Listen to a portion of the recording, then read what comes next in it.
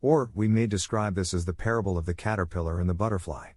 The mind is like the caterpillar, slowly grinding its way along, eating and focusing on its physical being and its circumstances for gaining sustenance. It does not dream that one day it will be transformed into a butterfly and fly freely through the air, seeing the world from a totally different state of awareness. Or, if it is aware of its future destiny, it cannot experience the consciousness of the butterfly as it flies and sees the world from a totally different perspective than the caterpillar fixated on chewing the nearest leaf. Yet, when it reaches a certain stage of its development, the caterpillar withdraws from its active focus on eating, encloses itself in a cocoon, and when it later emerges, it spreads its wing and flies away. At that stage, the awareness of the butterfly takes over the consciousness of the former caterpillar. The mind acts through analysis, decomposition of what it experiences into discrete units, and then tries to piece them together, as in a jigsaw puzzle, to get a picture of its reality.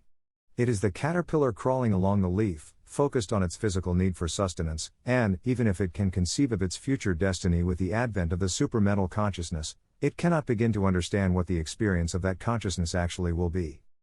Sri Aurobindo writes, "It is hardly possible to say what the supermind is in the language of mind, even spiritualized mind, for it is a different consciousness altogether and acts in a different way.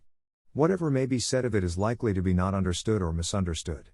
It is only by growing into it that we can know what it is, and this also cannot be done until after a long process by which mind heightening and illuminating becomes pure intuition, not the mixed thing that ordinarily goes by that name, and masses itself into overmind. After that, overmind can be lifted into and suffused with supermind till it undergoes a transformation. In the supermind, all is self-known self-luminously. There are no divisions, oppositions, or separated aspects as in mind, whose principle is division of knowledge into parts and setting each part against one another. Overmind approaches this at its top and is often mistaken for supermind, but it cannot reach it, except by uplifting and transformation." Sri Aurobindo, Integral Yoga, Sri Aurobindo's teaching and method of practice, Planes of Consciousness and Parts of the Being, pages 62 to 65.